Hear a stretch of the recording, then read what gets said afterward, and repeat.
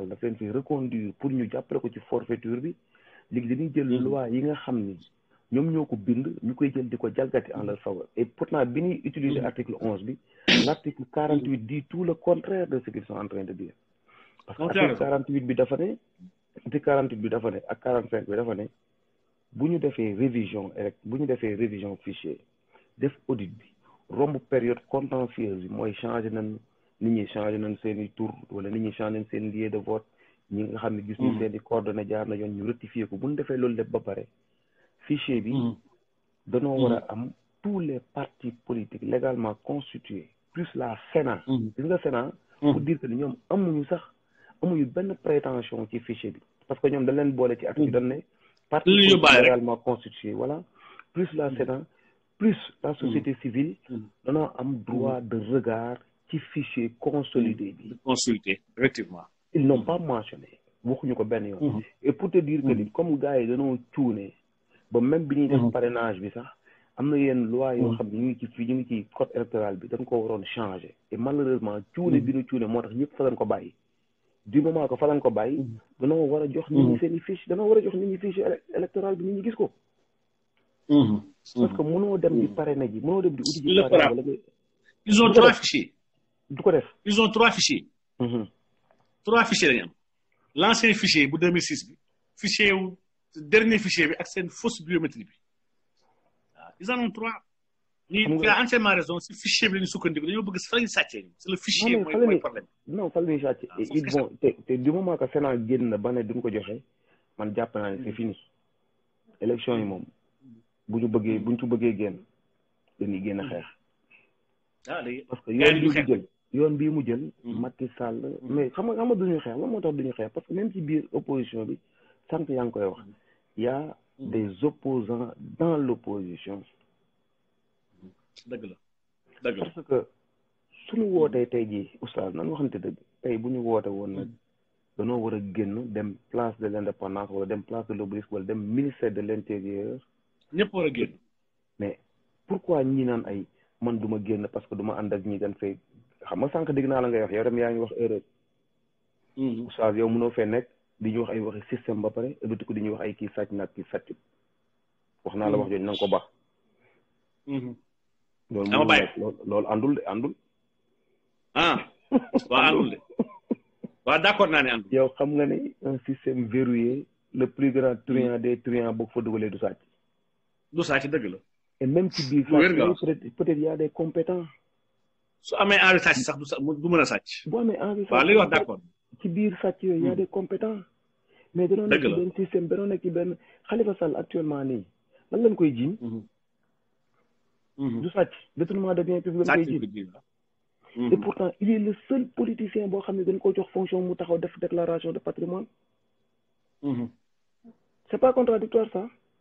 il est le seul politicien honnête kenn laaju ko loi wàccul dara wàccul mu ne maa ngi jël fonction balaa maa jël fonction lii la am ci patrimoine te tey pourtant ñu ngi koy jël di ko jiiñ ne dafa sàcc non dëgg la donc li nga wax c'est vrai système bi ñu nekk mooy génne ay porox ndol yoo xam ni administration ku mu bëgg a jàpp la ku mu bëgg a bàyyi la ku mu bëgg a jiñ la sàcc ku mu bëggul jiñ la sàcc xam nga sànq yaa ngi wax sànq affaire caisse noire effectivement c'est légal mais c'est pas légitime pour la population sénégalaise qui est en train de souffrir. On a une directive, ça, de l'UMOA, sur la transparence dans la gestion des fonds publics. On a une directive, le Sénégal internalisé. C'est pas... noir. Administration, il y a tout de sànq il y a tout de douane, il y a tout de trésor public, il y a tout de... ñi nga xam ne ñoom ñooy dugal xaalis bi mais ñooñu am nañ seeni caisse yoo xam ni moo gën a garaaw sax caisse noire c'est légal mais c'est pas légitime par rapport ak souffrance publique bi waaw c'est pas légitime c'est pas légitime sincèrement tu as raison léegi problème bi mooy nit ki lépp day dépendre rek ci système bi nga koy dugg dafa mel ni tey jii ñun bu ma la joxee exemple balaa maa bu guddal dama la jox exemple ñun ñuy dund à l'extérieur ak tubaab yi ñu nekkal yow da ngay gis tubaab yi nga xam ni ñii gënuñu la ci lenn au contraire yow yi ngay jomb di ko bañ di ko ragal a def ñoom bañuñu koo def lan moo liggéey parce que danoo nekk ci benn système boo xam ni loi la gëm faale wuñu yàlla yow li ngay def da nga koy def sa diggante ak yàlla ragal nga ne lii waroo ko def mais ñoom dañoo nekk ci dëkk yoo xam ne loi c'est la loi système bi moo leen ni permettre un policier sañu naa arrêté dong ci maani foro donc kooku mun laa corrompre koo xam ne bu la arrêté daf la war a bind lan les raisons pour lesquelles da ko war a bind ñu ngi koy gis boo ñëwee États-Unis actuellement un policier bu lay arrêté dafa yor caméra léegi actuellement États-Unis la majeure partie état yu bari policier yi day am caméra boo xam 24 heures sur 24 day filmer li muy def kooku bu arrêté nit xam nga kooku mënu ko corrompre parce que bu ko corrompre ñu ngi koy gis te caméra bi amoo droit ko donc yooyu yëpp ay problème mu système la yëpp problème mu système la système bi mooy permettre nit ki muy sàcc ak muy randal mais si on travaille comme li nga wax sànq vous def ngeen ay effort dem seeti ñenn ñi dem seeti ku nekk ak yu demee noonu ñi naan la man su ma jiitewul ñi naan la man dama bëgg a jiite ñi naan ma ça importe peu c'est que loolu moo war a nekk suñu taxawaay mooy bu ñu gisee ay politiciens yi émerger ñu dem proposer leen ni ñun kat lii leen bëgg ci dëkk bi ñun lii leen gis lii mooy suñuy solution dëgg la ànd ak ñoom bu fekkee d'accord nañ ci ñu def lu ñuy woowee un pacte républicain xam nga bu ñuy déglu rek kenn di ñëw di ñu dig comme Macky Sall amul lu ñu digul en 2012 daa yomb trop waaw c'est vrai ñu jël suñuy kàddu jox ko yee gaayen bi dafa yomb parce que gaayen bi loxoom set na parce que gaayen bi nee na lii gaayen bi nee na lii loolu lépp am na ku ci nekk mën ngaa gëm ku nekk mais man maa gëmatul vertu ci politique man gëwuma éthique gëwuma vertu ci politique man politique damaa gëm un système verrouillé boo xam ne dañ koy teg ku dugg fu sa loxo dugg foo warta dugg ñu téye la ok léegi ñu def lu ñuy woowee un pacte républicain boo xam ni ñun ñi nga xam ne nekkuñu ci parti politique mais loolu mooy suñu taxawaay ñun loolu moo ñu arrangé on veut que dëgg la boo bëggee ñu def ay décret pré-signé su ma jëlee décret bi dugg na en vigueur mooy que ni on va changer cette constitution de merde qui n'a rien de sénégalais absolument pas amuñu constitution ba léegi une constitution boo xam ñu ngi la ciy tuddal ay révolution française wallahi bàyyi ci la révolution torodo de 1776 wallahi boo xam ne am na 300 ans ci ren yoo xam doon wax ay waxi droit de l'homme nga xam ne Thierno Souleymane Baal dafa jël république bi daf ko jël ba pare wax Thierno Alpha ne ko yow yaay dem jiite parce que man su ma jiite dafa mel ni kon li ma doon révolutionné damaa bëggoon a jiite pour sama bopp la wallahi il a refusé de diriger teg les termes yi nga xam ne moom lañu war a diriger dëkk bi changer façon bi ñuy namee suñuy député parce que lu ñu teg ñoom ñoo ñu ko teg te xoolal Cheikh Sadim ba mu defee révolution torodo bi dans le Damga en 2 ans ndóol amatu fa woon loolu gars yi koy fàtte wax ndóol amatu fa woon c'est la même chose ak Omar Ibn Abdel Aziz le 5e xalif tamit sa xarit la Omar la tamit 2 ans ak 5 mois la jot la téye réew mi la nekk xalif ku amoon azaka doo am koo ko jox yëpp si njubal ak ci jaar la yoon maanaam système ça revient rek problème bu système la en 2 ans 5 mois de xilaafa il y a plus de pauvres dans la ville de Médina li dafa am saraxam sax amul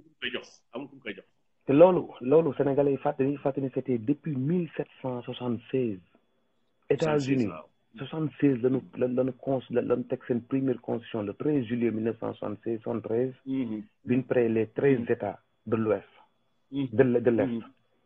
boobu la def révolution imaginez tey jii ñu yor constitution boo xam ne la constitution nous parle de la révolution française de 1859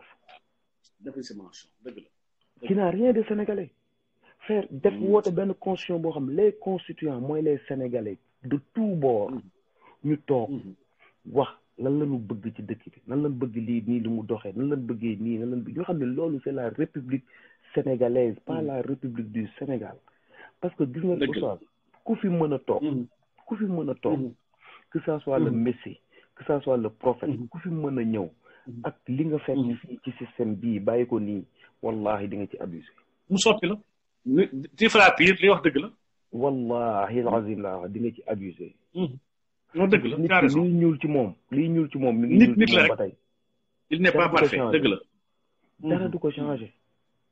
xam nga suñ demee ba peut-être mu duggee foofu sax mun na am day gudd ma bëggoon jël ay exemple ay Maawi ak ay Omar Bun mais yooyu day sori mais pour ñu découvrir oustaz del wax jarul ñuy dem foofu day gudd mais pour revenir rek pour li nga xam ni moo war a nekk suñuy pacte dëkk bi am na loo xam ni boo acte yoo xam boo ko tegul mënoo koo changer xam nga un président qui nomme à tous les fonctions loolu dafa jéggi dayoo. civil et militaire. benn nit loolu nan la mën a xajee ci boppam. non dëgg la. tey jii ñi naan la Sonko mooy solution ñi naan la Karim Wade mooy solution ñi naan la Idriss Seck ñi naan la diw population bi kañ la ñuy nekk ñoom solution bi. parce que solution la population c'est le peuple. c'est pas des individuels c'est pas des individuels c'est pas un groupe de personnes. parce que prenez un Sonko aujourd'hui wala un Karim Wade mais il doit gouverner avec un groupe boo xam ne moom ñoom la bokkal gis-gis ak xel-xel ànd ak ñoom. Après, ils vont venir proposer les Sénégalais. Nous, on a jamais eu l'occasion de proposer un programme jël nit ne ko boo buggee nga endossé ko lii mooy pacte yi boo ko defee baax na boo ko deful ñu retiré. On n'est pas encore prêt de le faire. Tu as raison nag tant que pare wuñ pour faire nag. donc mooy wane ni ñun pareeguñu pour changer. pareeguñu pour changer. dëgg la parce que oustaz. gars yi ñoo bëgg dugg àjjana te bëgguñu dee. quoi qu'on puisse dire.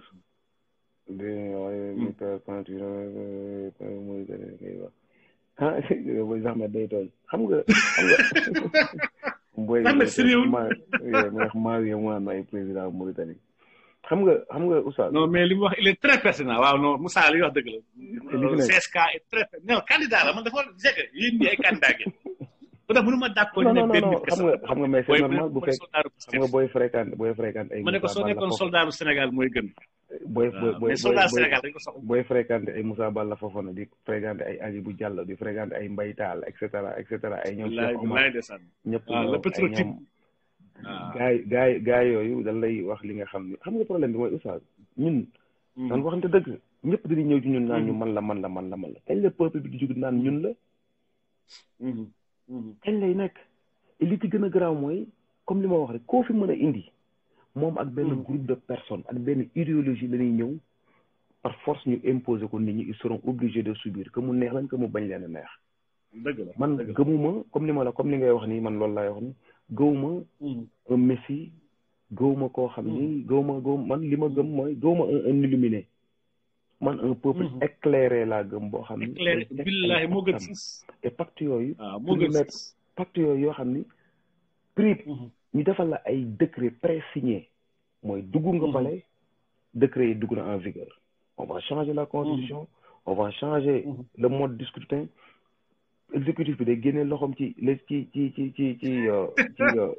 Moussa Dane lay tëddi de Moussa Dane dafay tëddi de yaa ngi dégg day génne nee na nga watu dama watu jaruma nee na nga watu dafay tëddi day génnee loxoom ci judiciaire bi législative bi dañuy libre franc CFA bi il faut ñu poser le vrai débat pas taxaw di yuux dañuy poser le vrai débat ne franc CFA dañ ciy génn on a les leviers on en sort point barre xam na ni dans 5 ans mënoo cee génn mais au moins ñu teg des jalons yoo xam ni kii ñëwaat après par force da koy continuer dootu ci mën a retourner et cetera mais tant que defuñu loolu nag moi je vois très mal ñu génn Moussa ne day tëdd mais Moussa léegi yow xool bàyyi jël Moussa waaw non moo tax ma ne xaaral ma ñu liggéeyiwuñu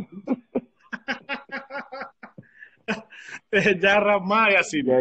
loolu li nga xam ne très pertinent comme toujours waat léegi ñi ñoo ko dégg ñoo doon déggandoo léegi Cheikh Sadibou il a entièrement raison donc li muy wax nii si fichier bi man je crois sincèrement que fichier bi moom problème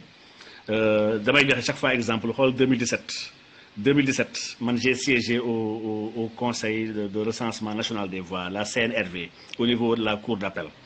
avec le juge nu sax Kandji Demba Kandji y avait ñoom Mbaye Ndiaye ministre qui était là-bas ñoom Issa Sall bu PUR ñoom Déthié ñun ñëpp ñoo fa nekkandoo woon mais sur chaque centre wallahi laax de le nombre de votants était inférieur au nombre de suffrages valablement exprimés di naka la mën nekkee centre bi nga xam ne 100 personnes ñoo inscrit suffrage valablement inscrit nekk 103 wala 104 sur chaque centre nag laa wax waxuma benn centre di ñaari centre man j'étais indigné ba dem bëggoon sax du ma signé waaw ñoom Mbaye Ndiaye dafa nekk di ma baab di wax lu nekk ndeysaan mais bëgguma sax signé le procès verbal bu fa nekkoon ndax loolu c'est inconcevable xaa ma jël Moussa le très grand financier waaw Moussa moom ay décryptage am wax dëgg yàlla mais Moussa gisuma sa kii bi ah.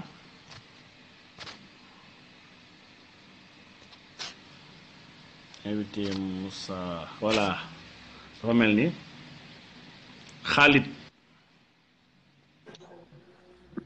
ah. waaw. asalaamaaleykum wa rahmatullah.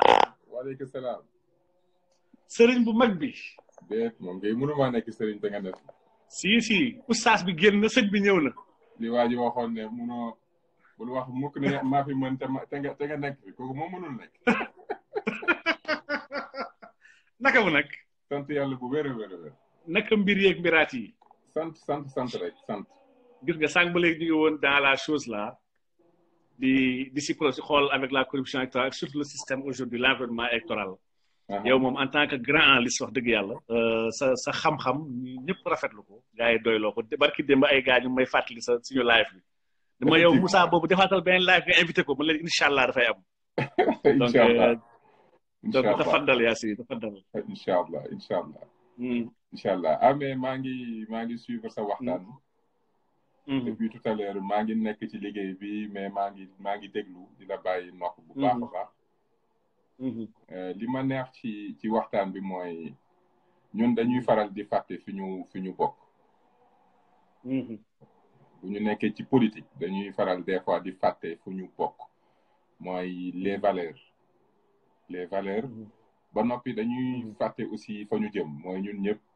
appal nañ ñu ne bés dina ñëw ñu dellu suñu borom. si kanamu borom bi wallahi. xam nga booy def dara ci àdduna te ñaar yooyu da nga koy réere mbir mooy andi jikko yi ngay wax sànq ba tey mooy nga jàpp ne booy wut pouvoir franc-maçon bu la jàppalee nga jël boobu fàtte nga kër ya nga jóge te fàtte nga ci kër ga nga dellu booy di politique ay homosexuel di la jàppale nga di ko nangu boobu fàtte nga kër ya la yar te fàtte nga ne bët dina ñëw nga sangoo suuf dellu sa borom bi dëgg la donc lépp mi ngi dellu rek ci yar bi ci yar bi ak ñi nga ak le fait aussi que ñun ñoo choisir malheureusement ñiy def politique ñi ci jàng alxuraan wala ñi gëstu ñoom ñoo tànn toog bàyyi ñeneen ñi ñuy politique waaw ndax léegi langue politique bi boo amee xam-xam sax wala nga am ci loo jàpp sooy politique ñu ne la waa yow looy doyee politique looy doyee politique dëgg la loo fay def c'est triste da ngay gis say mbokk sax dañ naan la waa yow li nga am yëpp li la yàlla wërsëgal yëpp lu tax nga nekk fii di ñu lay gis ngay sunal sa bopp toppatoo sa njaboot dëgg la donc lépp nekk ci ñi ñu bàyyee politique bi ak aussi sànq dama dégg ñu ne il faut c'est le peuple c'est vrai peuple bi am na ci solo mais àdduna loo gis njiit dafa am solo dëgg la l'islam su avancé c'est parce que on a eu des personnes yoo xam ne ils étaient en avance très engagés génération dëgg la nit ki bu amul lu mu tanee waa askanam mënu leen a yóbbu fenn fi waaye tam askan bi su bëggul kenn mënu ko yóbbu fenn donc kenn mënu ko yóbbu fenn lañ soxla dëgg la moo tax l'islam nekk religion bu équilibre extrême baaxul ci dara il ne s'agit pas de dire que waruñu am des leaders on a besoin de leaders parce que leadership fu mu amul dara du fa am mais une personne buy leader même buñ koy ragal c'est parce que dafa am nit yu ne ci ginnaaw Thomas Sankara c'était un grand leader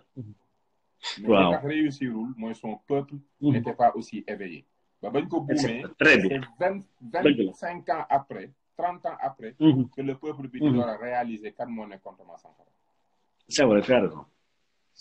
donc un leader tout seul ne peut pas faire grand chose et un peuple a toujours besoin de parce que peuple suy jug du ànd ak réflexion peuple bëgg-bëggam la xam peuple li xam mooy bëgg na lii wala ragal na lii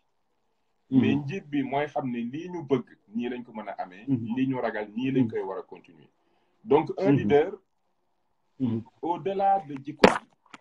da nga war a góorgóorlu ci capacité proposer des solutions loolu leader un leader il doit être à la recherche de solutions et il ne peut pas être seul dans la recherche de solutions c'est vrai il lui faut c'est vrai te moo tax nag politique li tax mu yàqu suñu réew rek mooy mooy yar gi ak motivation bi lan moo tax ñuy politique lan moo tax ñuy politique nit ki bu amul yar mënul politique nit bu amul xam-xam mënul politique nit su ragalul yàlla mënul politique parce que lu mu def lu ne rek day lor askan wi dëgg la donc nañuy diggu doomu ci nu ñuy fonctionner c'est vrai lii de benn loxo du tàccu mais mbooloo boo gis mu am réussite dañoo nangu jiital kenn ñette des topp ci dafa yonent bi sallallahu alayhi wa sallam ak ni mu tollee woon yëpp nga xam ne kenn mënu ko remplacer pourtant il a fallu mettre kenn voilà donc dañu xam ne bu ñu bëggee suñu ñu mën a avancer foog ñu jëlaat valeurs yi teg ko ci kanam jëlaat principe yi teg ko ci kanam ba noppi di jëfandikoo xel sànq yaa ngi wax lu am solo nga ne da nga rencontré ay leaders yu bëri yoo xam ne ba nga leen proposé dañ ne ñoom bu ñu jiituwul kenn du topp xam nga loolu rek jafe-jafe bi bokk na ci li tax man bugguma créé wu ma parti wala dugguma ci parti bu ndaw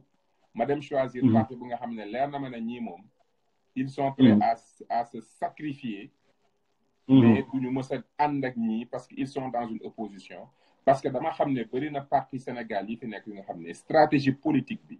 munta tegu ci yoon parce que seen intérêt personnel la ñuy jiital tu as raison loolu dama ko analyser gis ko ci ñu bëri mu nekk nag lu doy waar parce que man des fois daf may jaaxal damay gis nit ñoo xam ne dañuy laaj réew mi te leer na ma ni xamuñu ci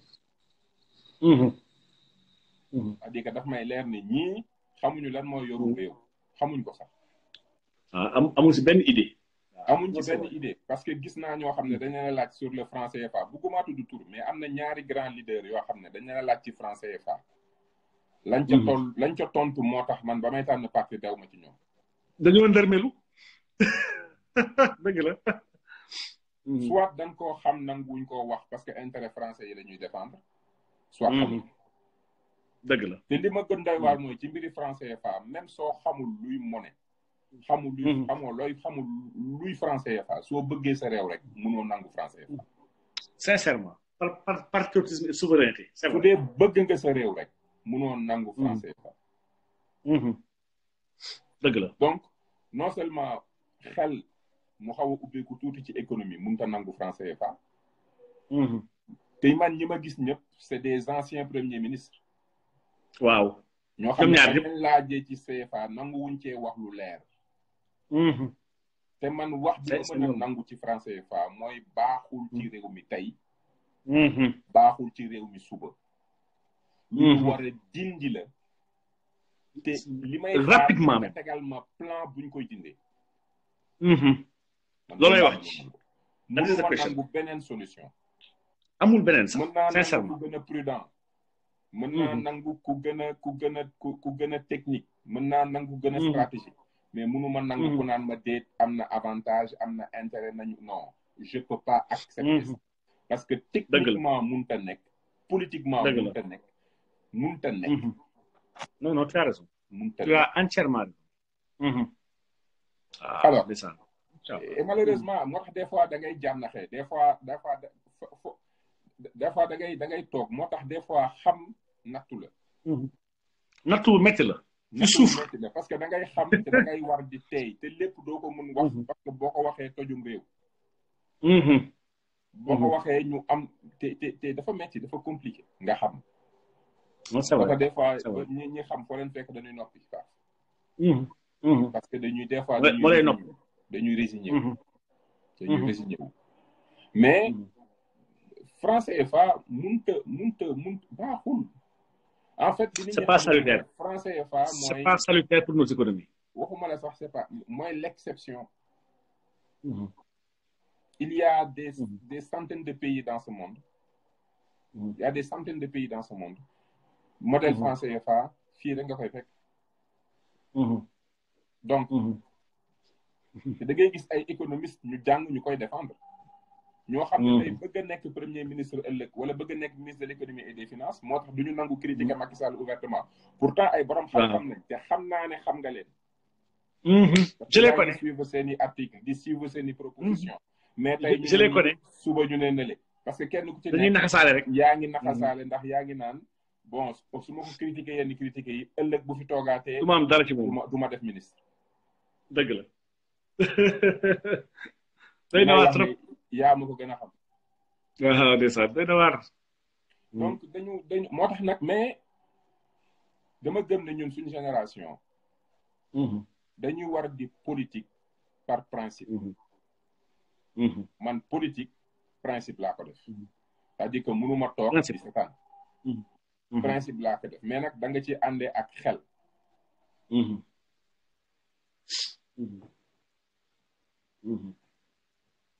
ndeysaan macha allah macha allah ani oustaz rasta yaa ngi dégg sëñ bu mag bi ah oustaz mais Moussa fu mel ni dégguñu bu baax de Moussa yaa may jot allo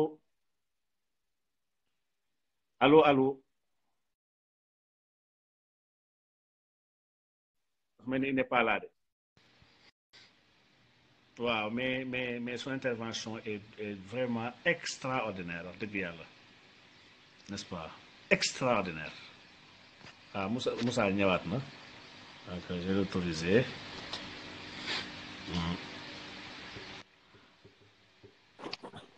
waaw maa ngi jégalu de ah non problème mu gars yi la gars yi nañ Macky liggéeyul dafa am sama doon woo moom moo coupé sama live bi mais soxna Adja ziar naa la bu baax oui Yacine bëgg a tënkee rek parce que bëgguma yàgg xam naa am na ñu bëgg a dugg mais daal damay dellu di la sant rek yow ndax yow moom yaakaar naa ne bu imam yëpp meloon ni yow wala boog ñi waxuma sax imam yëpp parce que imam yi moom nañu ñi ku tudd imam rek mel nga na nga war mel mais bu ñuy woowee diine gi yëpp meloon ni yow am ci seen engagement ak gëstu bi ñuy gëstu ci ni ñuy doxalee réew ndax jàng alquran baax na trop ndax moo jiitu ci xam-xam yëpp wax tuddee ko l'enseignement mais nag aussi xam tolluwaayu réew mi dëgg la yeewu ci àdduna dafa am solo surtout bu dee yow da nga nekk ci kanamu mbooloo dëgg la nga war di leen gindi ci lu bëri bañ a jël alalu àdduna jiital ko te loolu musiba la parce que tey ji looloo yàq réew mi moo ko yàq tey réew mi juróom ñi ko yàq mooy intellectuel bu manduwul damay gis ci réseau bi ñoo xam ne c'est des docteurs di dugg ci ay Sonko bind livre publier ko nga dem jël beneen livre bu niroo couverture bi nga boole ko daal di koy naan plagiat c'est des diplômés c'est pas des intellectuels diplômés dama leen di xool ma am gàcce xol bu métti maa koy woyam damay xool sama xol bu métti xam nga man bokkuma Pastef waaye ba ma gisee Sonko taxaw mu bokk sama génération bind livre tuddee ko solution taxaw défendre ko pendant 2 heures devant des gens yoo xam ne ñëpp xam nañ ne mën naa ne toroxal politicien mooy ni leen gën a neex ci seen àdduna coriace waaw des gens très coriace dëgg la coriace mu affronté leen mais loolu kuy jàmbaar ku ne da nga ci war a kontaan dëgg xam nga jàmbaar bu seenee jàmbaar des fois da ngay ñaan sax am booy dem xare da ngay ñaan tey daje koo xam ne da nga koy xool à la hauteur bu ma deewee tey ci xare bi du ma am gàcce parce que ki ma jàkkaarloo jàmbaar dëgg la ngóor wax mais ngóor leneen la am na waa joo xam ne day dem guerre xool noonam ree génne jaasi bi ne voilà un jour qui vaut la peine de mourir nit boo bokkee ak moom génération ngeen bokk combat même bu ngeen bokkul parti mu def lu am solo da nga naan lim def am na solo dëgg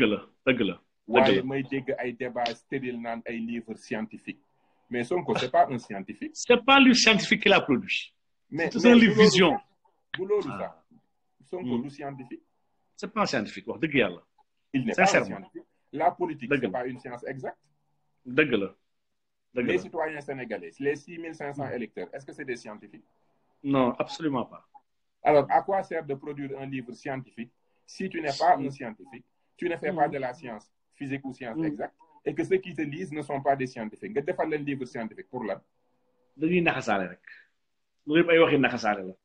xam nga liñ naan golo moom des fois APR dañu war a bàyyi jikkoy golo. du aw saaga nag. parce que golo mooy def su yéetoo ab Dakar mënu koo jot mu ne daa weex. nit su bindee livre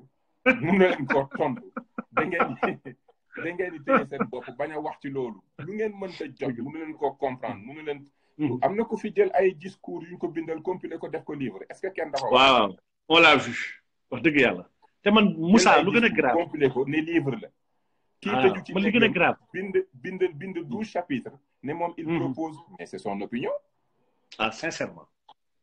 Au moins il a une opinion qu'il a dévoilée. Mais et ça grandit un peu le débat politique. Quand même, j'espère un jour que dina am temps bind un livre tuddee ko les solutions de Moussa Balla Fofana pour le Sénégal. waaw sincèrement. et loolu mooy enrichir le débat politique. moo koy enrichir dëgg la. Est-ce qu'on attend de moi que je sois un scientifique? Absolument pas. et li bizarre nag xam Moussa lu bizarre. man j'ai vu des gens condamner le livre te liiruñu ko ils n'ont pas encore vu le livre. Ils l'ont pas lu. Mais man, liruma le livre. Man, ce que je trouve bien, c'est le fait de dire, je vais aux élections présidentielles, on ne me connaît pas, je publie un livre où je donne mon point de vue. Mais l'autre, on va saluer. Mais tu vois des gens, même dans l'opposition, qui attaquent Sonko. C'est des aigris, la majeure partie du temps. Non, et puis tu vois des gens, ils se disent intellectuels. Mais je suis désolé, mes solutions. Mais nit sax mën na bind ne les problèmes de l'islam solution. dëgg la. léegi marron daa am ko moom marron couverture marron daa am ko moom. ma ne sur l'économie politique tous les grands auteurs yi nga xam ne en économie seen ouvrage ils l'ont appelé précis d'économie politique. traité d'économie politique. ñoom ñëpp y a plus de 100 économie politique ñëpp lañu ko tuddee. léegi le contenu ak le courant et la doctrine la ñuy mën a différencier ku nekk la nga wax. mais jeex na. mais xam nga borom xam-xam bu nit ñi naw. parce que da nga bëgg poste da nga bëgg position ngay wàcc sa bopp di def yenn comparatif yu nga xam ne des comparaisons d'une naïveté mais vraiment éhontée te amuñ ci léegi li gën a doy waat ci réew bi mooy ñàkk jom bi nit ñi ñàkk jom moo grave. da ngay gis kilifa non nañ ko wax. ce sont les Sénégolos loolu mooy les Sénégolos. parce qu'on a des Sénégolos. jikkoy golo c'est-à-dire que ne amuñu sax classe xam nga Sonko su bindee livre tuddee ko solution boo amee jom fulla ak fayda am xel ba noppi li ngay wax ne ci yow da ngay jël livre bi liir ko liiraat ko attaqué ko sur des questions doctrinales d'orientation voilà c'est vrai technique effectivement wala nga attaqué ko du point de vue de l'idéologie nga ne ko voilà je me lire idéologie bii la positionné man idéologie bii la positionné wala boog ñoo bokk idéologie mais dispositif bi mu proposé man lii la au moins sax ñu ne yow tu es sérieux mais yow nga ne intellectuel nga tu es un intellectuel c'est-à-dire que tu réfléchis et tu t'arrêtes à la couverture. ndeysaan c'est dommage c'est dommage que ñu waroon a gindi askan wi tey ñoom ñooy nërmeelal askan bi. ñoo koy lëndëmal. bëgguñu mu gindi de parrainage bi qu'est-ce qu'ils font ils font prendre des feuilles ils le donnent à des jeunes enfants ils leur disent leen ko remplir ma jox la 50 000. man metti li affaire parrainage bi lu wax nga lu ma ci gën a metti on est en train d'apprendre à nos enfants à violer la loi. dëgg la on apprend à nos enfants à avoir de l'argent facile. jeunesse boobu bu ñu yàqee cette mentalité mais comment on va faire pour les redresser? Nous sommes foutus au moins nous sommes foutus. Tu as entièrement raison wallahi tu as entièrement. Comment on va faire pour les redresser man looloo ma ci gën a metti parce que xam naa ne candidats yi war a am parrainage yëpp danañ ko am. mais nga jël ay xale des jeunes. nga jox leen feuille jox leen xaalis. tu es en train de leur dire. xaalis kenn du ko liggéey da nga koy lijjanti. tu es en train de leur dire tu peux contrôler la kooku ëllëg bu mënee tricher bac day tricher bac su mënee tricher BFEM day tricher BFEM. tu es en train de lui enseigner et on dit que c'est des hommes politiques qui font ça. Des professeurs d'université. tey jii droit moo nekk science bi gën a ñàkk solo ci réew mi. dëgg la. ndax kenn ku ci nekk boo ci wax doo ci wax parce que da ngay wax l'esprit des lois parce que société l'esprit des lois. te doo ci wax aussi technicalité entre les lois mais non da ngay wax parce que dafa am foo féete ñu lay jël bekk fukk di ko dugal sa gémmiñ ngay wax pour ñoom. Tu as entièrement raison. Et c'est dommage, très dommage. C'est dommage. moo tax c'est très dommage mel ni yow. moo tax diine gi ñuy bañ ñu dugal ko ci politique bi foog mujj di ko ci dugal. ndax li yàq politique bi. du problème mu technique du problème mu connaissance problème mu jikko la. di dina def fi nekk ngir defar. jikko la. wallaay fi yow nag boo xamee ne sa jikko baaxul. te politique bi noo ko bàyyi da ngay bëgg ñu ne politique bi jikko du ci bokk. dëgg la comme ça ñu ne politicien bu sàccee c'est bien. balaa ngaa mën politique da ngay mën a fen mën a sàcc. mën a wax loolu la ñëpp wax pour ñoom politique égale fen ak sàcc. ñëpp loolu la ñu wax c'est que ils ont réussi à incruster ça dans l'esprit des gens. su gisee nga bu leen ah ça va yow da ngaa am diine yow bàyyil. on te le dit on te conseille. na la yow c'est pas pour toi yow da ngaa am diine yow demal toog si jumaa ji bàyyil gaay parce que yow doo fen pour dire que ils ont réussi yow am nga liggéey bu baax yaa ngi Canada wala yaa ngi France wala yaa ngi États-Unis toogal toppatoo sa njaboot. billaay descend. Mais quel est le legs le plus important que je peux donner à mes enfants si ce n'est pas un Sénégal de droit, de liberté, meilleur, de paix, je te jure, avec des valeurs ancrées. dëgg la non c'est que nag yow Moussa yow noble nga bu la neexoon moom la wax yow ak ñoom Cheikh Sarr bu yéen ñëpp yéen bu leen neexoon ngeen taxaw ne je gère ma vie je m'en tape du pays nekkuma fa mais vous êtes plus engagés que les gens qui sont là et qui dorment sincèrement ay góor dëgg ngeen. yéen da ngeen di xidma li mooy xidma dëgg li mooy xidma. mais parce que jaar dafay xam nga nit ki boo jugee fi ñëpp jugee. jugee njaareem wala nga jaar ginnaaw raay wala nga jugee yëmbal wala nga jugee foo mënti jugee dans le fin fond du Sénégal. dund yenn difficulté yi xam luy àdduna. xam luy àdduna. génn tumuranke sa nguur seetaan la ngay rayante. boo demee ba yàlla dimbale la nga réussir ba xàmmee. mënoo toog seetaan boo seetaanee rek doo gor. dëgg la. boo seetaanee rek doo gor. goreewu dëgg la ñàkkul gor. ndax am na ñoo xam ne c'est normal que mënuñu xam parce que xamuñu. te bëri na tey ñu fi toog ci réseau yi di wax lu nit ñi di sante yàlla tey ñun bu fekkonte ne mosunoo génn réew mi ni nit ñi xalaatee la ñuy xalaatee. donc lépp da nga koy delloo borom bi mi nga xam ne moom moo tracé sa yoon ne nii la. dëgg la donc ñun lii ñuy def defuñ ko uniquement rek parce que dañoo spécial non. on le fait parce que tey sénégalais un vrai sénégalais bu jaar fi ñu jaar def ni ñu def. waaw wala mu def plus que nous sincèrement. mu def plus que nous. un vrai sénégalais nag laa wax. un vrai sénégalais dëgg la. mooy sénégalais bu jóge ci kër yi. ñu yar ko. tàggat ko kooku moom fu mu mën ci ne. li ma sama waa ji waxoon mu ne un homme bien fera du bien peu importe l'endroit où il se trouve. loolu mooy dëgg. mais nag mais ñun suñu problème moo tax suñu génération combat bi Cheikh Sadibou Kebe wax na ko sànq. waruñu yem ci 2019. muy 2019 2024. tant que ñu gis lu tax ñu war a rayante suñu réew nañ ko def. dañ ko war a def. dañ ko def pour ñun. dañ ko def pour le principe. waslu àq. waaw waslu àq. ndax yàlla nañ ko laaj. yàlla nañ ko laaj. te ma wax la àdduna gis nga sa àdduna balaa muy neex. nga gëm ay valeur. dëgg la. gis nga fii Canada fi ma nekk. banque yi may évoluer. gestionnaire leader bi ma gën a respecté ci leader yëpp nga xam ne daf may impressionné parce que dañ koy jox ay situation yu compliqué mu koy redressé. nit la koo xam ne da ngay toog wax ak moom mu ne la gis nga si tu veux réussir dans la vie. il faut croire aux valeurs et croire aux personnes. c'est ça. tout le reste ay détails la. mu ne technique ay détails la. la science ay détails la loo gis ci àdduna c'est des techniques. mu ne mais gis nga tant que tu es sur les valeurs. et que tu accordes de l'importance à l'humain, tu t'intéresses aux gens, et que tu es sur les principes, da ngay réussir. Il a entièrement raison. Et il a tellement raison. Et pourtant, c'est pas un... Mais c'est ça, c'est-à-dire que centré people, ngay xool nit ñi, di déglu nit ñi, di yëg nit ñi. Mais qu'est-ce qu'on a dans ce pays? Des gens qui sont en train de dépenser des milliards, alors que tey Sénégal, 1,5 million de Sénégalais dañuy gobar jaasi. dëgg la añee duñu reer. duñu reer wallahi. ñaata kër ñooy teg añ. xaar xale yi ñu wàcc. xale yi añ bu ñu añee ba noppi reer du am guddi. demal Dakar ñiy jaay cere. waaw. ñiy jaay cere xam naa si dara. xam naa si dara maa ngi jege ku nekk ñu jël 200 300 jox xale ñu dem jënd cere lekk guddi gi mag ñi ku nekk dem débrouiller. dëgg la. ndeysaan. xale yu jigéen ñi ñu ne leen wut leen far. far booy assuré reer yi ne ci kër du ŋaan du wax. xale bu góor dañ lay toroxal sa biir kër parce que amoo. parce que amuloo xaalis dëgg la soo amul daanaka néew nga da ngay fàttali. doo dara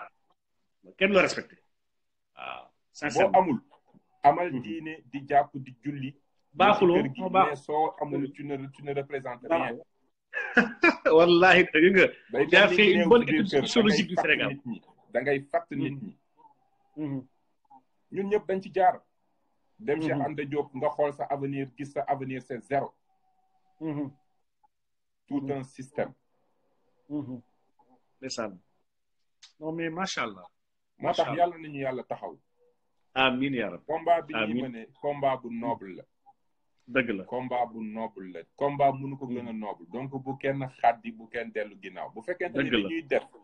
jiital nañ ci xam-xam bëgg réew mi yërmande te yàlla rek tax ñu di ko def. par la force dañuy am ndam. parce que Dieu est avec ceux qui sont bien. ils sont endurants c'est vrai. yàlla dafa bëgg ñi muñkat les endurants. dëgg la. na sotti tey moom du yëfi jullit foog mu metti. foog mu metti. macha allah. mais sëñ bi maa ngi jégalu ndax guddal naa vraiment guddal naa. njëriñ la. mais waxtaan njëriñ la te taw féex la li leen soxla li leen soxla njëriñ la. waaw macha allah di la ñaanal di la sargal. di la wax ne ñu ngi lay ñaanal chaque instant. parce que xam nañ sa engagement xam nañ xam-xam bi ak yéene bi ci réew mi. su amoon fukk yu mel ni Balla rek di def di Balla def gëm naan dina gën a jëm kanam. parce que question de masse critique. waaw question de masse critique la moo tax réseau yi moo tax dañuy sant yàlla moo xam lu tax muy andi réseau. xam nga tey bu Facebook amul woon maag yow dinañ dund ba dee du ñu xamante. du ñu gisante wallaahi dëgg boobaa dina doy waar. loolu musiba la man gisuma sama sëriñ yow di ko jàng ci Cheikh Sadibou li ma naan ras kebe. dëgg la macha allah sant yàlla. mais kontaan nañu bàyyi wunu yàlla bàyyi. amiin yàlla jaami rek ñoo ko intéressé. donc loolu moom na leer ñëpp. waaw jaami rek ko intéressé. bu dee am nañ yéene dimbali leen rek yàlla nañu taxaw incha allah. incha allah jërëjëf. mais barakallah fik yàlla na yàlla gërëm yàlla na yàlla sàmm la. amiin mais Cheikh Sadibou oustaz Kébé oustaz Rasta dégg nga sëñ bi oustaz Rasta dégg nga sëñ bu mag bi. nee naa ko bu bëggee daal jiite rastaam yooyu foog ñu dagg ko. rasta yi moom foog ñu dagg ko. foog ñu wat ko moom. macha allah. te Cheikh ko dégg nga watul. mais jaaraama yaa Seydi. jërëjëf. non wax am solo. macha allah man nag sincèrement nag live bi mooy live bu gën a excellent parce que dafa am ñaar ñi nga xam ne wax dëgg yàlla Cheikh Sadibou Kébé ak Balla c'est deux personnes yi nga xam ne dañ ma marqué par seen engagement seen générosité ak lu ñuy bàyyi seen bopp di xalaat askan bi loolu dafa ma marqué trop si ñoom macha allah dañoo wax bu am solo ñoom ñaar ñëpp te lii lu ñu war a bàyyi xel la mooy que le combat ne vient pas de commencer instant yi c'est bien beau instant ñu gis des gens yu commencé di porte di xeex waaw c'est vrai mais nag le combat a débuté bien avant sax ñun ñuy juddu amoon na fi ay mag yoo xam ne dañu doon bañ même avant 57 gars ñu ngi doon bañ 58 Luc Théan était là la FINF était là le PAI était là gars yëpp ñu ngi woon fii di bañ di xeex donc bañ du lu bees et nag combat bi war ñu ko def di ko jox app dafa am histoire bi xam ne chaque fois dañ koy nettali góor googu doon liggéey di saxal garabu tàndarma buur ñëw fekk ko fa laaj ko ne ko yow looy saxal mu ne ko tàndarma waa ji mu ngi am 70 ans et quelque mu ne ko mais est-ce que yow njortu nga ni yow est-ce que xalaat nga donc ni que lii ngay saxal nii doo ko fi fekkee mu ne ko xam naa ko mu ne ko mais pourquoi nga koy saxal mu ne ko parce que ba ma juddoo ba léegi maa ngi lekk tàndarma ma ne nag maa ngi dem war naa saxal ñee di ñëw tamit suñu ñëwee fekk fi tàndarma bu ñu war a lekk ndax dañu leen war a xalaat donte ñëwaguñu donc loolu lu jar a bàyyi xel la donc waaw mais man y a un certain genre là qui perturbe ici là qui joue un petit malin quoi mais si gars yi la bokk wala toi tu fais un petit malin wala tu joues à l'intéressant mais grand Ousmane yow war nga dugg de grand Ousmane war nga ñëw de ak yenn gars yi tam ku bëgg a dugg rek incha allah man on a encore quelques minutes ah donc Cheikh Sadibou non waa ji moom jël nga koy tontu bàyyi ko rek bàyyi ko bu ndax saare asalaamualeykum wa rahmatullahi taala wa barakaatu. waaye su ma la gisee damay kontaan. wallahi fi la ëppee. su ma la gisee damay bég maanaam da ngay liggéey boo xam ne. xoola yàlla képp la mën a fay. wallahi yàlla na yàlla boole fay ñu ñëpp.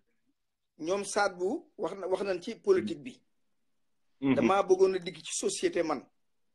dëgg la. une société dafa am nu muy toogee. dafa am yoo xam ne mooy tax mu taxaw. lu mel ne ay valeur lu mel ne histoire. lu mel ne diine. lu mel ne aada. lu mel ne culture ak ay koom. yooyu moo dajaloo nga ne bu sampoo nga mën a taxaw nag bokk ginnaaw bi xam-xam bi dikkee tubaab bi dafa muus samp ñaari bulldozer la samp Sénégal ñuy màbb loolu bulldozer bu njëkk bi mooy la laïcité beneen bulldozer bi ci des doon la franc-maçonnerie wallahi dëgg la muy ñaari arme yoo xam ne de destruction xam ne ñooy yàq yooyu ñoo koy yàq tubaab bi dellu ginnaaw contrôler éducation bi maanaam wolof daf ne koo bañ mu nax la bu mu la jàngal wolof daf ne koo bañ mu nax la rek bu mu la jàngal su ma la joxe sama doom nga di ko jàngal bu la juutal faatee loolu lay gëm ba ne ko du noonu dëgg la ñàkk fu la tax tubaab bi màbb ba doyal ne kaay ma refaire les intelligences jël xale yi jox ko xale yi mu introduit benn système de transformation boo xam ne sa doom boo ko tegee ba doo ko xàmme et pour transformer ce type sénégalais là ñaari bulldozer yooyu ñu samp muy la laïcité ak la franc-maçonnerie mooy poison bi nga xam ne moo empoisonné l'esprit sénégalais wallahi dëgg la Sénégal dafa nekk société boo xam ne boo amul diine waroo koo jiite dëgg la waaw sincèrement Sénégal du ay diplôme kër gu mag ca njaareem boo ko joxoon Macky Sall du ko gérer dëgg la wallahi wax dëgg du ko gérer man j'étais à côté de Cheikh Anta Diop mu ne ma Ousmane le diplôme n'est qu'un bout de papier prouvant un degré de connaissance mu ne daa mel ne man ak yow ñu dem màggali ma dem dagg sama paas toog ci fauteuil bi nga dugg ci ron bank yi bu nu àggee Touba man nga maa gënu màggal waaye bu ñu dellusee Dakar ana ñu màggali woon man naa wane sama biir te doone dara yow dëgg la illustration ne ma ba nga amee CEP am niveau bu doy maîtrise de grammaire bi demal gëstu ji ma ànd ak benn rakkam mu ne ko loolu mu ne maa université économie la finance laay def mu ne ko jënd ak jaay yomb xam nga lu ma bëgg nga defi ko demal nga defi biologie wala nga defi chimistrie wala nga def loo xam ne dana mën a jëriñ société moom lañ soxla maanaam njàng laa lay wax pour transformer l'homme nit boo ko bëggee soppi ginnaaw ba bulldozer yi màbbee loola ba noppi ca njàng ma nga mën a jaar pour créer beneen type de personne effectivement moo tax tubaab yi man nu bulldozer ñi ngi taxaw di dóor fii ne les grands intellectuels tu leur parles de la laïcité ñu naan bien te xamuñu lu mu tekki te la laïcité est contre les religions toutes les religions dëgg la toutes les religions révélées c'est Dieu la laïcité nangam nga ñëw ci la franc-maçonnerie mu la allo diversité nangam te franc-maçonnerie du dara lu dul benn objet la boo xam ne mooy jaxasee ka wëlbatee ka tourné dama ne bu ñu jógul suñu bopp torox nañ wallahi azim suñ doom yi la théorie du genre nga xam ne américain commencé woon fii l'école lycée Jules Ferry jël ko liggéey ci moom itam ba mu ñor xomm bu soobee yàlla Sénégal la jëm si tudd sañ a bañ. li leen Macron de ngeen ko seen diplôme yi baaxul de. bu baaxoon kenn du soppi njàng mi. wallaay dëgg la. Macron dane diplôme yi ngeen dara baaxu ci. dara baaxu Macron ko ci biir Sénégal dara baaxu ci. bu fekkonte ne baax na dañuy continuer njàngale mi la ñuy continuer même système bi la. mais pour transformer le type sénégalais. il faut ñu indi système yoo xam ne day parallèle ak la laïcité système yoo xam ne day parallèle ak franc-maçonnerie franc-maçonnerie boo ci duggee bis bu ne yaa nga yaakaar sa milliard ni danga mas a ñëw. opportuniste ak égoïsme ak partage moom la ëmb ba jeex. la laïcité nag doon la locomotive de Satan. fu mu bëgg a dugg dana fa dem fu mu bëgg a jaar dana fa jaar. fi mu ne sax dañoo gëlëm. dama ne. su ma ne la ñëwal sama kër. waaye booy ñëw bul indi sa diine bul ñëw. ku la nekkaay ci parti bi waaye bu fi indi diine bul ñëw. waaw. tant que ñu ngi nattable. tant que ñu ngi nattable diine. du yàgg mukk ban am éthique bu mat éthique mënta ne. nit ku am diine comme diine laa wax. du seex yi fi jàmbur. dëgg la lu wér nga wax. nit ku am diine du seex yi fi jàmbur. nit ku am diine du doon góor jigéen. wallahi azim mënul nekk. nit ku am diine day sàmmu njabootam fonki dëkkandoom. kon baatu diine boobu ngir yàlla bu leen ko génnee ci politique bi na ci bokk. daf ci bokk ci la bokk. kéwal ko ci génn bu doon cere mën a mooy laalo ji mooy laalo mbéb ji.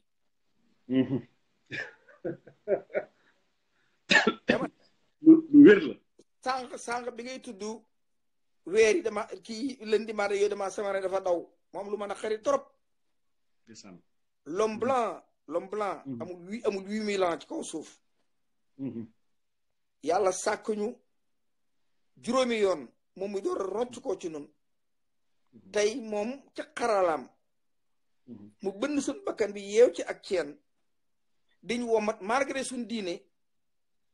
dama ne xoolaat suñ bopp jot na. war na kay war na waaw dëgg la. sëriñ si nga tudd sànq itam. diine comprendre wuñ ko bokk. ndax nii Sénégal tëdde ak nii Sénégal mel ñu ne pat ak di parparloo ak ñemee gàmmoo yàq te 50 millions te sa daara amul làmp say daara amul làmp. wala. daara ji xale yi dañuy yalwaani taxam ñëw taalab seebu di jàng. yow baadoole bi màkki dikk gaari la oto 50 saakoy ceeb. foofu xaalis def ci sa loxo te dongo yi dañuy yalwaani pour lekk xaalis bu nga def ko sa poos te am na coow yu am encore ci kër xalifa yu bari il faut nu wax ñun ñëpp sëriñ lañu bu dee ko sa maam dee rek sa maam bopp bi lañ dagg yóbbu mag a Paris muy boppaa nga Paris Amadou Lamine Dramé a été exécuté dañ ko war par Moussa Molo dagg boobu dagg mu gën a métti ku daggul boppam. donc comme soos ci mburu damaa war a soos comme tout le monde j'ai pas peur de dire la vérité. waaw wallahi da nga ci am da nga ci yell. kan bokk waxante dëgg te ñeme dëgg te jëf dëgg. les intellectuels du Sénégal ont échoué nañ ko nangu. les diplômés du Sénégal ont échoué nañ ko nangu. dëgg la dëgg la. nit day nangu ne daanu na ba noppi. ñu door a sampaat leneen lu ñuy def. je voudrais que les intellectuels du Sénégal se réunissent une dernière fois. demander pardon à ce peuple sénégalais victime. depuis 58 boromi diplôme moom la jox siis bi ak banque bi ak karawaas gi te tey ji amuñu luñ añee sama mbokki ulama yi jàng alxuraan ma mere leen lool li tax ma mere leen mooy yàlla wàcce alxuraan lépp ni ci biir ñu am occasion 95% doon ay jullit amuñu benn niveau pédagogie amuñu benn niveau pédagogie pour nangu askan woowu ñii jàngoon ci nasaraan di ki diñ fontoo boobu nëgëni wallahi dama ne déglu leen sax du fulla ils n'ont pas de solution dama ne ku yor góom da nga naan fii la góom bi ne ñu def ci alcool faj ko ñun fi góom bi nekk xam ni fi góom bi nekk fii la ñaari bulles désert yi nekk suñ biir maanaam la laïcité ak la franc-maçonnerie mooy bulles désert yi nga xam imam lu ngeen samp ñu dajji ko dëgg la koy bañ mu nax la ba mu la jàngal sab noon moo la jàngal tubaab bi bu ne gëm na laïcité waxul dëgg tubaab bi gëmoon laïcité du fekk sëñ tubaab di julli mu ko doo fi jullee tubaab bi gëmoon laïcité dina Alaaji Malik gaa yi nga dëkk waaye bul génn Tiwaawan da cay maandu tubaab bi gëmoon laïcité ñoo xam Cheikh Omar fu mu tëdd tubaab bi gëmoon laïcité amul Lamine Dramé kenn du dagg bopp bi ñu doon jaamu seen diine la mu neen du ngeen ko fi jaamoo pourquoi ñuy xataraayu ci laïcité pourquoi la franc-maçonnerie du dara dul c'est la science maanaam c'est la crème des sociétés yu mel noonu maanaam ay xoola franc-maçon ay imaam a ci nekk borom yi xoola maanaam la gën lañu daan maanaam ak niw ànd ak l'église scientologique ñuy manipuler adduna bi di nangu seeni alal di leen duma di leen jabaroo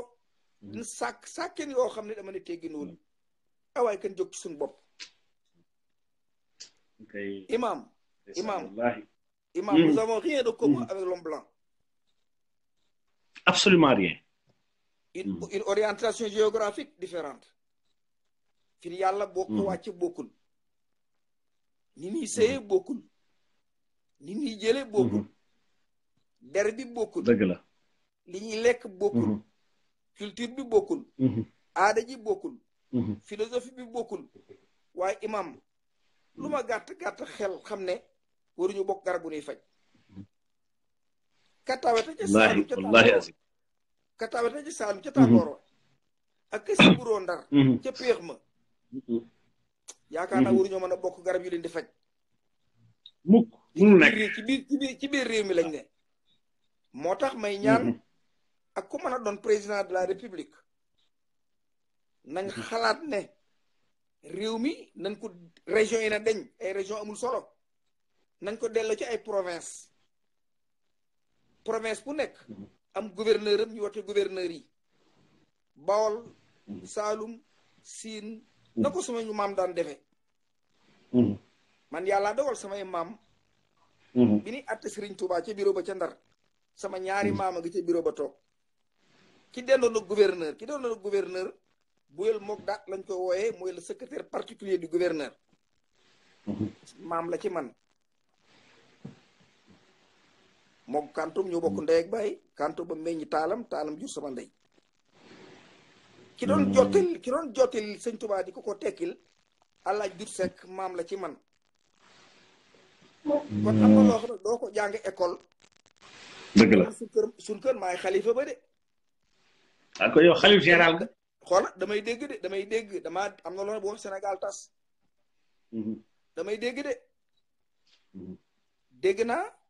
bi ñuy bëgg a defar région yi ak mel noonu ñi nga xam ne ñoo nekkoon ci bu njëkk sama ñoom maam ñooñu am na ñu ci woo laaj leen tubaab mu ne leen kenn jël réew mi de la ko ci Kajoor ak Bawol ak Siin tubaab bi ne ko du ma def loolu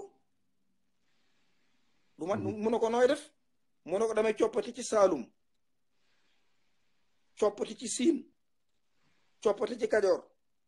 coppati ci Bawol def ko ab roq ci biir Sénégal tudde ko région de Thiès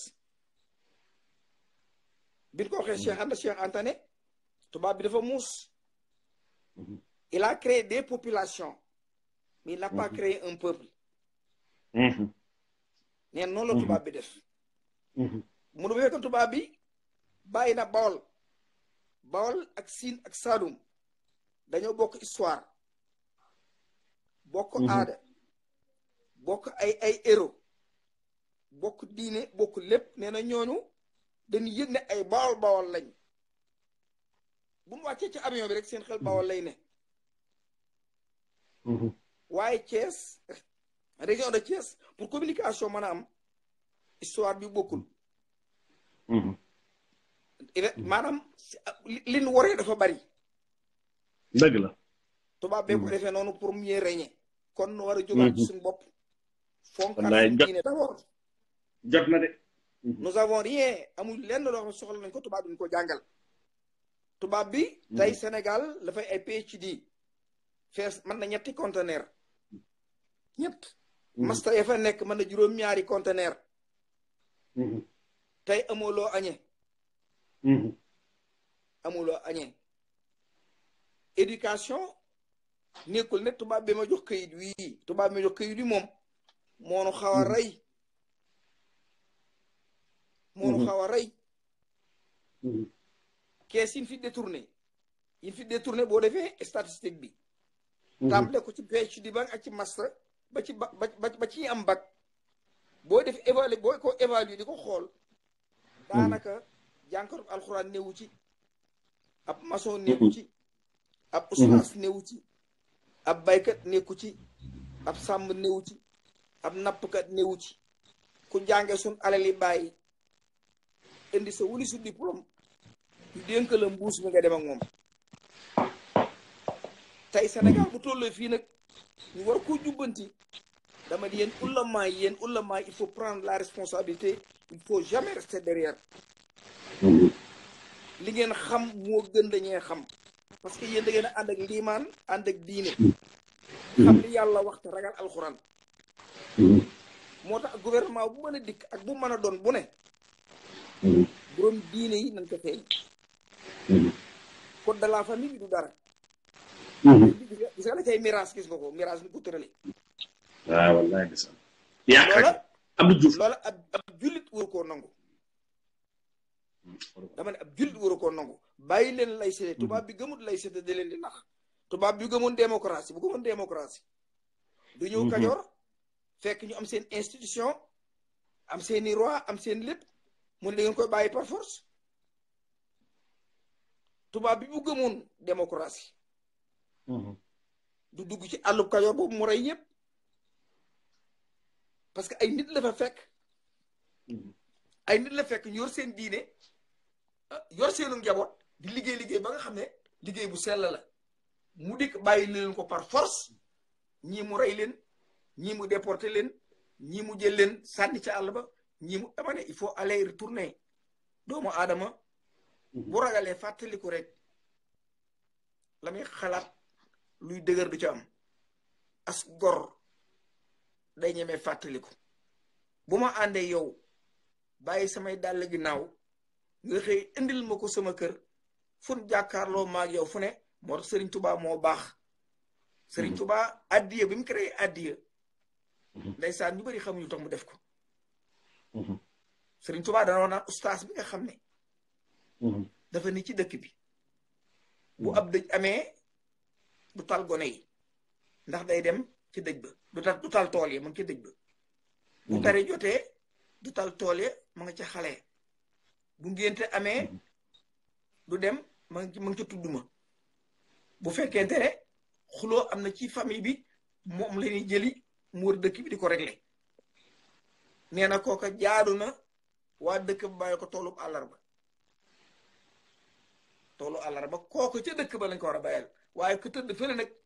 ka tëdd point E wala nga tëdd Almadi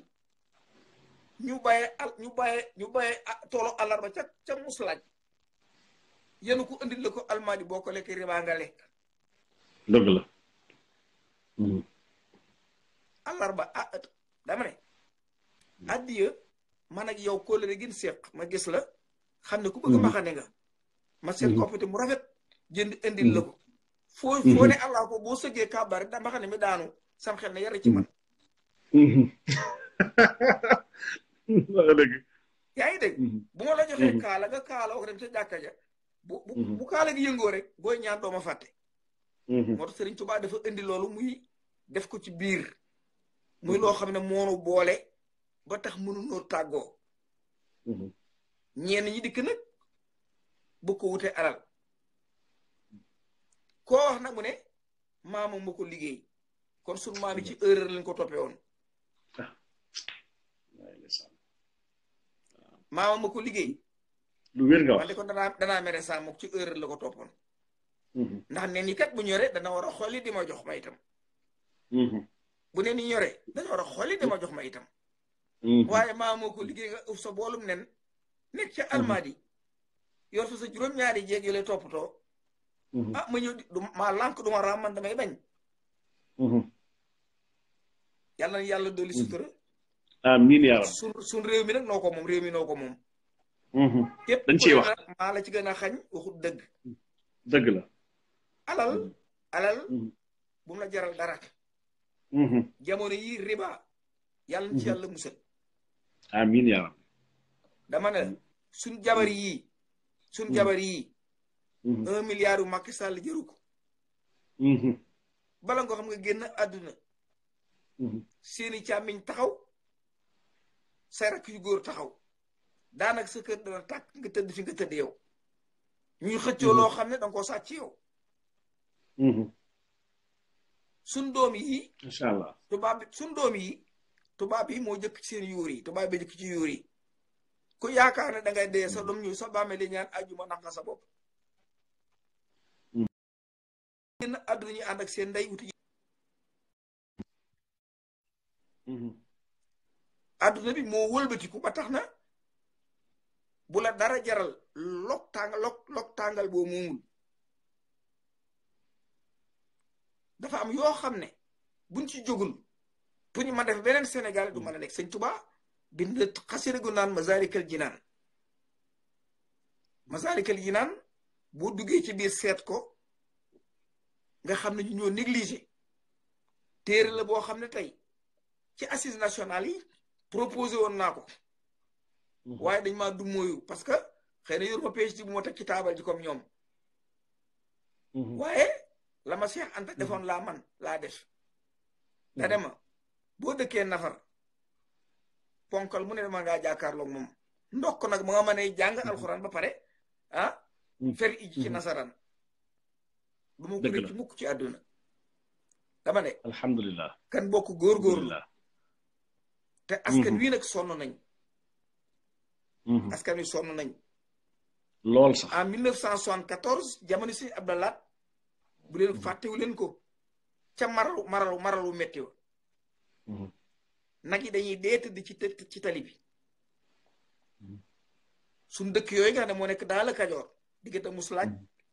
jëm àll boobu waa daan mayaay njoxumpa ba ngay sar ci ab kilimaan ba ngay dugg ci àll boobu dëkk boo ci masa dem amoon na 3 téeméeri néeg ba ma fa delloo sama voyage bi dëkk bu nekk benn néeg a fa nekk wala ñaar parce que coono bi jàpp na leen ba yaakaaratuñu suuf régression ñu daw dem Touba seeni doom yebal leen Dakar ñuy ambulant ka taxawal depuis 74 ba nag ne àll boobu ñu ngi ne wànjang am na kilifa yi diina yoo xam dañoo delsi ci dëkk bi jooyaloog taalibe yi jël tool yi defar ko ba mu baax ñoom ñi ba koo teet dama ne kan bokk gore dama ne lii tubaab bi sol ci suñu bopp yi ak këyit yi mu teg ci suñu loxo yaakaar ne moo lay defar juum nga sànq nga sa bopp dëgg la dama ne kër gu mag ca njaarim kër gu mag ku la ko joxoon nga diriger ko limaan jaa ngi fi diine jaa ngi fi xam-xam baa ngi fi mën nga ab jukki boo mën a waxee ak ñoom boo ko joxoon Macky Sall du dem léegi xale yi tàmbalee ëmb xale yi ci kër ga tàmbalee ëmb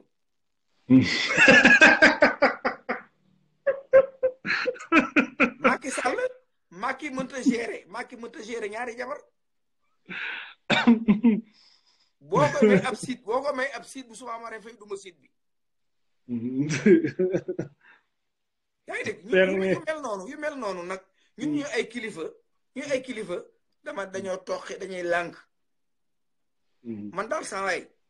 Paris laa nekkoon nag maa ngoon jooma maa ngoon fële damaa wër ba màggat man daal ki ma bëgg jox ko Sénégal mooy nit ku am diine dëgg la nit ku xam Sénégal dëgg nit la ku xam Sénégalais yi te moom itam mu gore nangu borom xam-xam yi man di ànd ak ñoom loola lu ma gëm la waaye amaana maa ngoon Chicago j'ai enseigné à l'université de nangam ma jël sama mbuus mi dina ko jox ma lànk le trésor public appartient aux Sénégalais wallahi koppar ya fa nekk Sénégalais yi ñoo ko fa indi ay caisse noire yi yëpp lépp ak càcc la te li ma gën a naqari mooy ci culture banking culture boo ñëwee di leb surtout ay réew ay taux de croissance dañ la koy laaj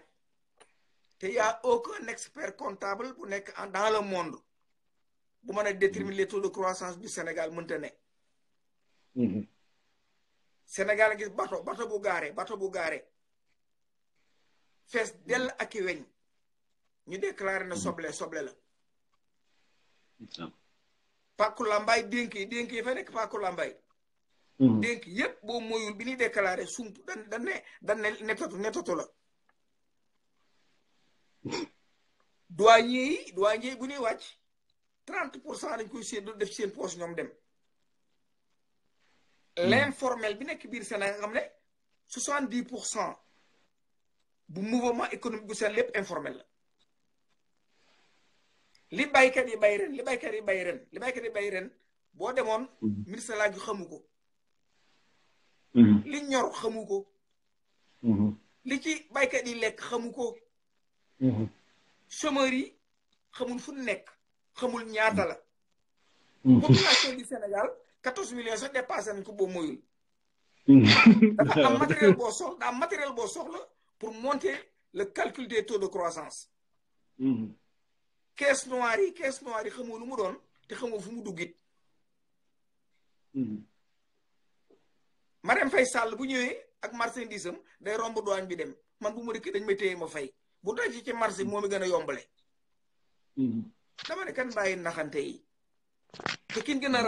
rey gën noo rendi ban dee xatit dee du baykat bi du sàmmkat bi du nappkat bi du imam bi du baadoola bi nga xam ne maanaam ci am sax xam la yaakaara dunde kin rendi mooy sun maam yi dañoo bay gerte ba nuratuñ nit fii ne boo demee Saalum da nga fekk mag am nañ 80 ans seen wóom buñ la ko wane da ngay tiit dañoo sukkab di ngoos ba ndox mi jeex tàkk koppar yooyu ñu jël ko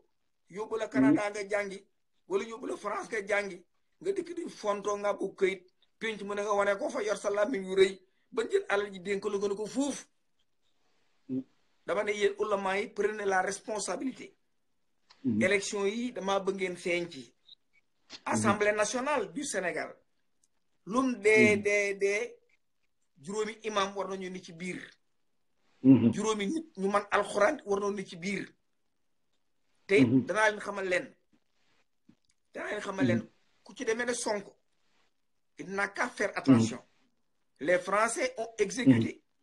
plus d'une trentaine de présidences yoo xam ne africain lañ